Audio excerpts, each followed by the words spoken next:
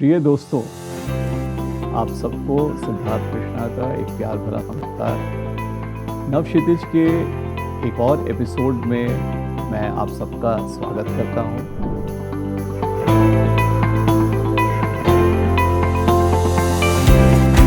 आज की बातचीत शुरू करने के पहले मैं आप सबको ये आश्वासन देना चाहता हूं कि नवक्षितिज का हर एक कड़ी, हर एक एपिसोड अपने आप में बहुत अनोखा होने वाला है, क्योंकि इसमें आने वाला हर एक नवनीतियन आपको एक अलग कहानी सुनाएगा और ये आपकी जिज्ञासा को, आपकी रुचि को एक अलग स्तर पे लेके जाएगा। इस एपिसोड में हम जिनसे बात करने जा रहे हैं वो 40 वर्षों से अधिक नवनीत के साथ जुड़े हुए हैं। ईश्वर ने उन्हें बहुमुखी प्रतिभा से नवाजा है और इनकी खास बात यह है कि इनकी कार्यशैली और उसमें लिप्त कलाकारी और अदाकारी के हम सब बहुत बड़े कायल हैं। दोस्तों, हम स्वागत करते हैं आज के कार्यक्रम में श्री महेश कल्याण जी शाह का। जय हो।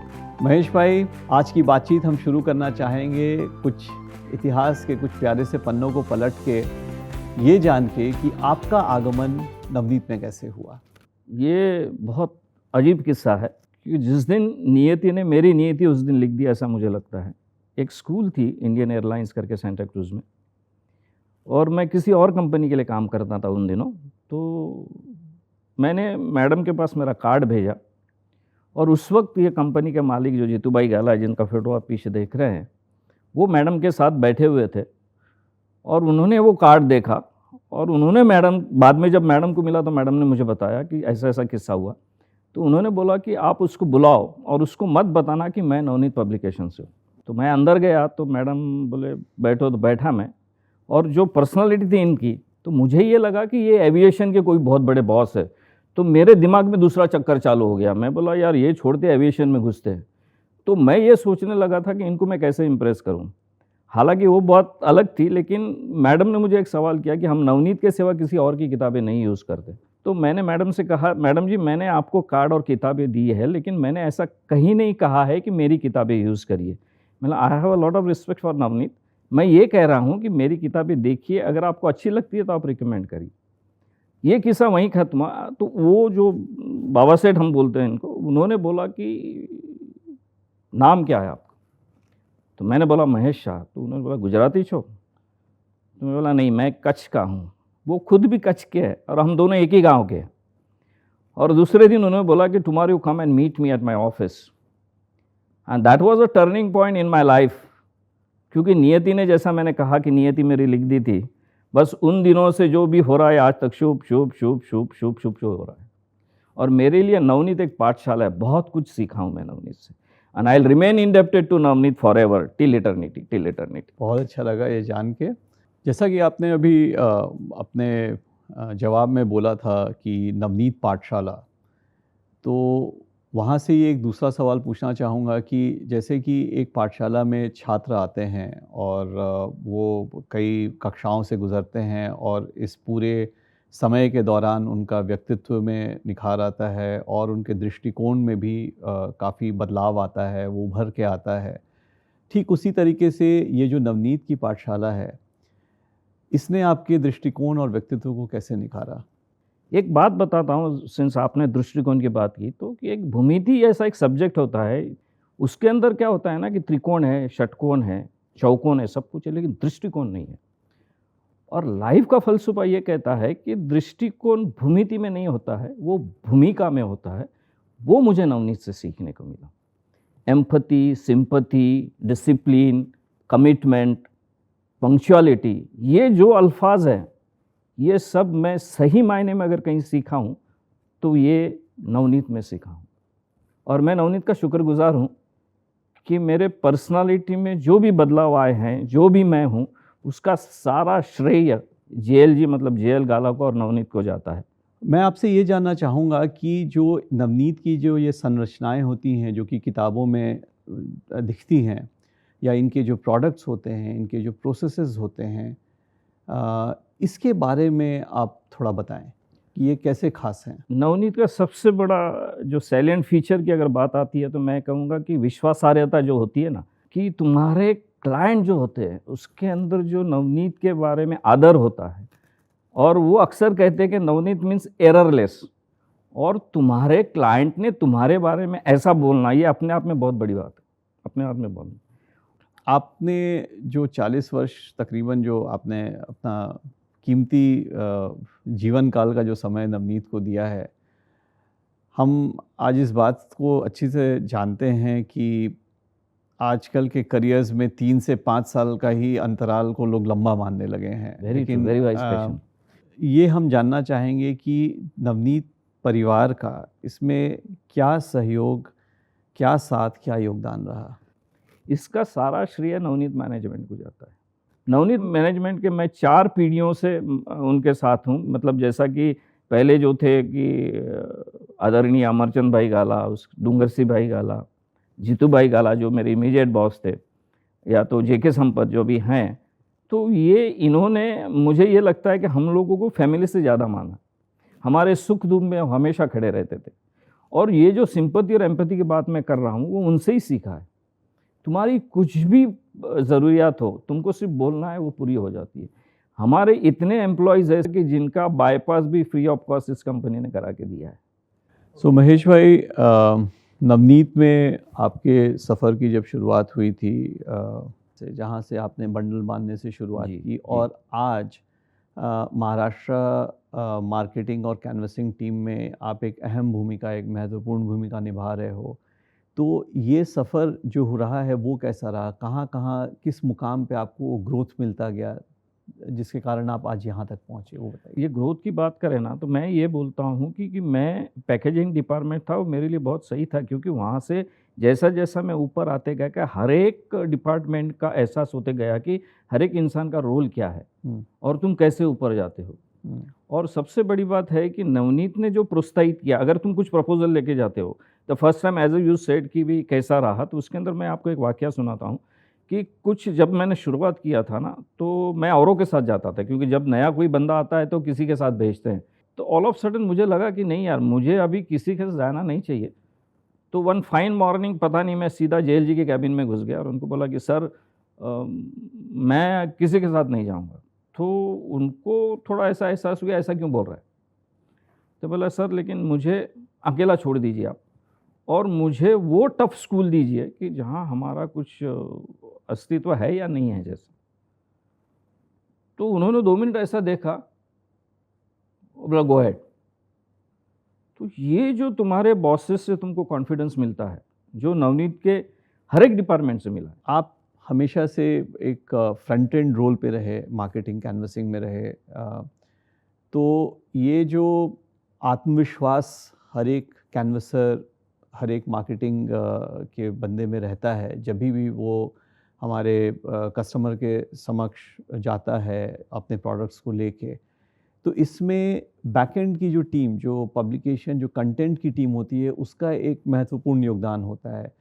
उस विषय में आप क्या कहना चाहेंगे? देखिए जैसे क्रिकेट की टीम होती है ना, चलो बल्लेबाज अच्छे हैं, बॉलर अच्छे हैं, विकेट कीपर अच्छा है, टीम बहुत अच्छी है, लेकिन एक कोच की ज़रूरत होती है, ठीक है ना, जो आपको मार्गदर्शन करता है उसके एक्सपीरियंस से।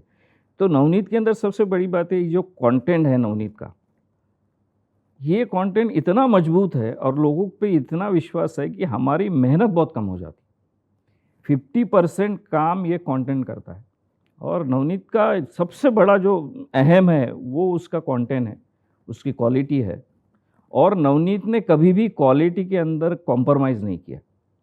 दे always say the quality is not our standard but it is our attitude. That's what I like the best, that's what I like the best. क्या बात है! तो इसमें अगर कंटेंट टीम में कुछ महत्वपूर्ण लोगों को अगर आप याद करें, जिन्होंने आज हमको इस मुकाम तक पहुंचाया है, उसमें आप किसका तो याद शुरुआत करेंगे? तो इतनी लंबी है कि शुरुआत में आदरणीय डीआर गाला से करूँगा, और उनको मैंने काम करते थे, सवेरे आते थे, वो ऐसी घड़ी निकाल के साइड में रख देते थे। उनको म्यूज़िक का शौक़ था, तो छोटा-सा हल्का-सा म्यूज़िक, पुराने गाने वो सुनते थे और काम में इतने मग्न हो जाते थे और क्वालिटी कॉन्शियस थे।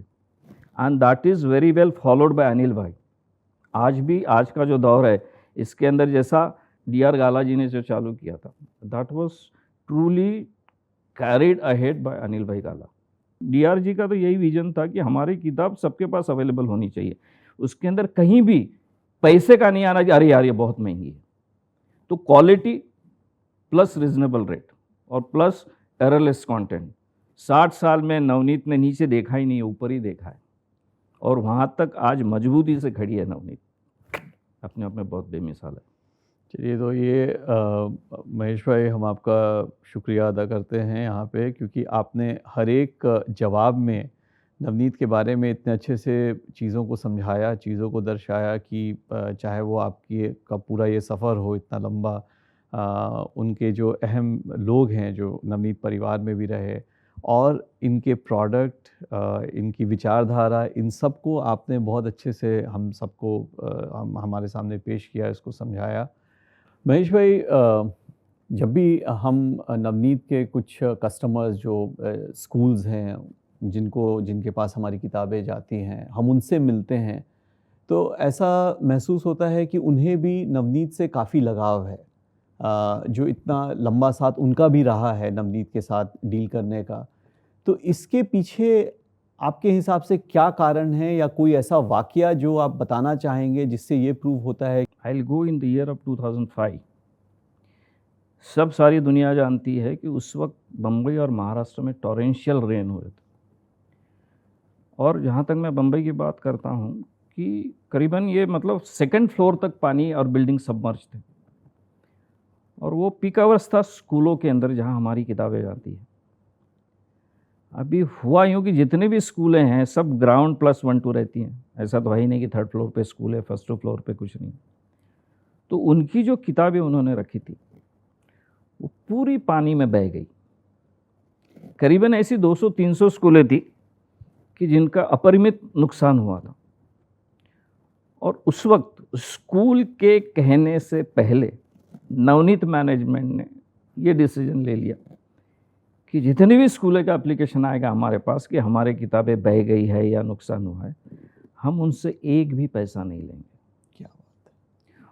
करीबन वो 25-30 करोड़ का नुकसान था, और इतना बड़ा नुकसान सहना, क्योंकि इनकी जो सोच है ना वो बहुत अलग है। इनकी सोच है कि क्लाइंट है तो हम हैं, और क्लाइंट को कोई भी तकलीफ नहीं होना चाहिए।